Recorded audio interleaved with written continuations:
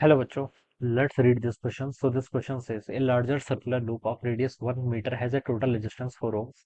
A variable current is flowing. A variable current is flowing through the loop. The current at an instant is given by t ampere. ठीक है, current variable है, T ampere से represent कर रहे हैं.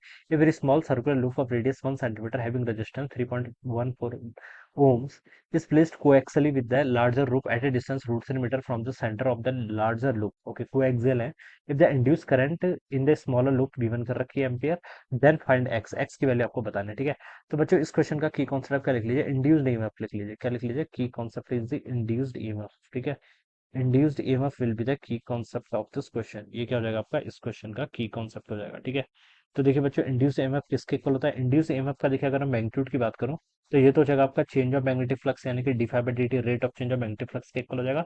ये induced EMF है. तो इंड्यूस करंट किसके इक्वल होती है, इंड्यूस करंट होती है I is equal to E divided by are.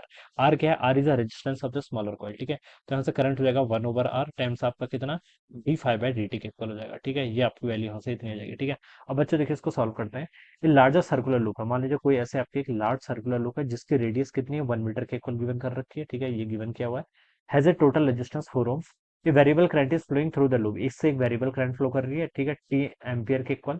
A very small circular loop of radius 1 centimetre. ठीक है, हैज रेजिस्टेंस 3.14 इज प्लेस्ड कोएक्सियली. ठीक है, कोएक्सियल है, यानी कि देखिए ये इसकी एक्सिस है. एक आपने एक स्मॉलर लूप जिसकी रेडियस बहुत स्मॉल है इसके कंपेरिजन में. ठीक है, ये इसके सेम एक्सिस, दोनों का एक्सिस क्या बच्चों सेम है. ठीक है, ये बता रखा है. तो आपको बताना है कि फ्लक्स. देखिए बच्चों, इससे कितना फ्लक्स पास होगा, इससे फ्लक्स होगा, इसके कारण मैग्नेटिक फील्ड. मैग्नेटिक फील्ड इस लार्जर लूप के कारण क्या होता है. देखिए, मैग्नेटिक फील्ड का फॉर्मूला होता है आपका नी नॉट एन टाइम्स आपका I R square divided by कितना होता है आपका, 2 times r square plus X square की पावर 3/2. ठीक है, R square plus X square की power 3/2. This is a magnetic field because of the larger coil. जो आपकी लार्जर कॉइल है, इसको चलिए 1 बोल देता हूँ, इसको 2 बोल देता हूँ. तो 1 के कारण मैग्नेटिक फील्ड को मैंने V1 यहाँ पर से ऐसे लिख लिया. और डायरेक्शन तो आपको बताइए, डायरेक्शन किस डायरेक्शन में, this will be the direction. ये आपकी क्या हो जाएगी, डायरेक्शन हो जाएगी. ठीक है, this is the direction of the magnetic field.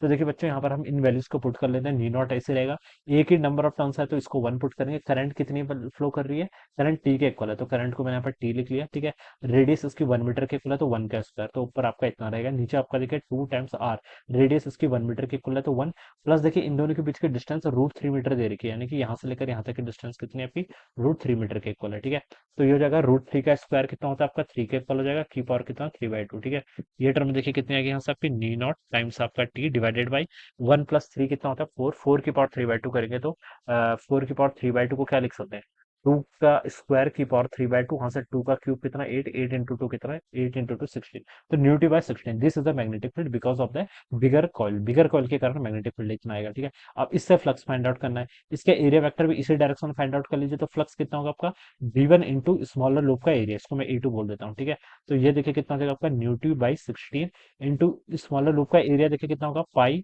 Into आपका आर स्क्वायर. इसकी रेडियस कितनी देखिए 1 सेंटीमीटर के इक्वल, तो इसको मैं 1 इंटू 10⁻² मीटर लिख सकता हूँ, का स्क्वायर लिख लूंगा. This is the flux which is passing through the loop 2. Loop 2 से आपका इतना फ्लक्स पास कर रहा है. ठीक है, मुझे D five by D T चाहिए. ठीक है, तो D five two by D T को देखिए बच्चों, मैं यहाँ से क्या लिख सकता हूँ, टाइम के रिस्पेक्ट में अगर मैं इसको डिफरेंशिएट कर लूँ. ठीक है, तो देखिए कितना हो जाएगा आपका, न्यू ऐसे रहेगा, पाई ऐसे रहेगा, ऊपर आपका 10⁻⁻4 हो जाएगा, डिवाइडेड बाय नीचे कितना हो गया 16, डी बाई डी से 1 हो जाएगा. ठीक है, तो इतना हो जाएगा. ठीक है, अब आपको आई बताना. आई के लिए देखिए आपको 1/r से इसको और डिवाइड करना पड़ेगा. 1/r टाइम्स कितना आपका, d∅2/dt के इक्वल. ठीक है, और r क्या है, रेजिस्टेंस किसका, स्मॉलर कॉइल का. वो आपको कितना दे रखा है देखिए, 3.14 ओम्स. ठीक है, तो आप इसको यहाँ पर से पाई इंटू 10⁻⁻4 डिवाइडेड बाय कितना हो जाएगा 16, और 3.14 को अगेन पाई लिख सकता हूँ, तो पाई से आपका पाई कैंसिल. तो नी nought by 16 into 10⁻⁻4 ampere, this will be the current. ठीक है, तो इसको कंपेयर करना है. तो देखिए बच्चों, यहाँ पर एक्स एक्स कितना आ गया, यहाँ से आपका 1 के इक्वल आ गया, तो x की वैल्यू 1 हो जाएगी. तो x1 देखिए आपका फर्स्ट ऑप्शन में गिवन है, तो it this would be the correct answer of this question. Alright, so I hope you all understood this concept. All the best and thank you so much.